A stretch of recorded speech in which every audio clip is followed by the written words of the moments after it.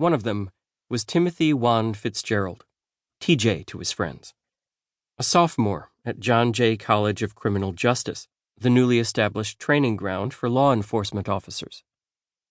At 19, he stood head-to-head with his 5'10" father, whose ginger hair and high Irish coloring he shared, though he had inherited his mother's eyes, the warm brown of Spanish sherry.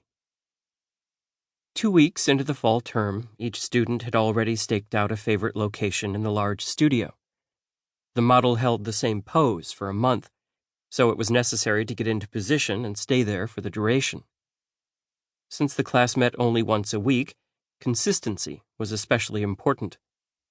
Once you started on a full-figure painting or drawing, you were expected to finish it in detail, complete with hands and feet.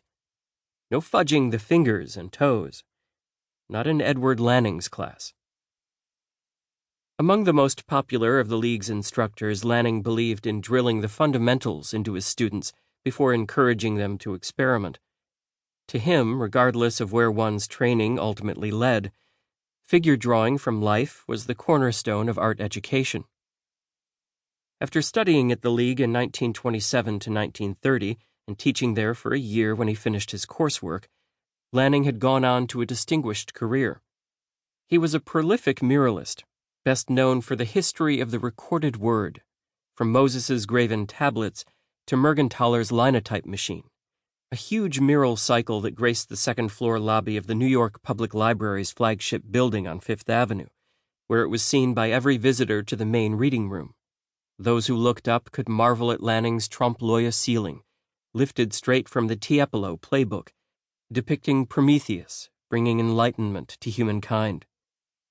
This impressive achievement was completed in 1942 under the auspices of the WPA Federal Art Project, which supported Lanning and many of his contemporaries throughout the Great Depression. He returned to the League in 1952 to become a fixture, teaching drawing, painting, anatomy, and mural painting. Although he was personally devoted to Renaissance-inspired naturalism, he was not doctrinaire or dictatorial, like those instructors who churned out young carbon copies of themselves. It's important to master the basics of pictorial representation, he would tell his students. But at the same time, you mustn't neglect the problems of composition, structure, form, and design that must be solved in every picture regardless of style. Try different mediums and techniques. Go to the museums and galleries. Study the antiquities, the old masters, and the moderns firsthand. Take what you need from them, but don't just repeat it. Make it your own. Lanning's flexibility was perfectly suited to the League, which was founded in 1875 by rebels from the National Academy of Design. Too rigid, they complained, too stuffy, and besides, the Academy was in debt and cutting back on instruction. So a few of them jumped ship, rented the top floor of a piano warehouse at 103 Fifth Avenue, at the corner of 16th Street, hired a model, and opened an independent art school run by the students themselves. Iconoclastic from the start, the school caught on and, rather surprisingly, was supported by some of the bigger names of the day, including William Merritt Chase, who advocated an impressionistic painting style, and Kenyon Cox, a strict traditionalist in the academic mold. By the time the 20th century rolled around, the League occupied studios in the imposing American Fine Arts Society building on West 57th Street.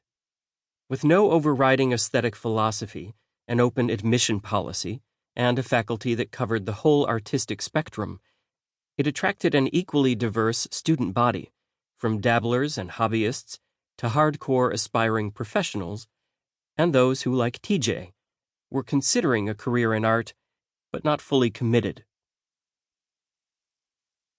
Ever since he was 8 years old, TJ had been fascinated by art and toyed with the idea of becoming an artist, but he was well aware of the drawbacks and pitfalls.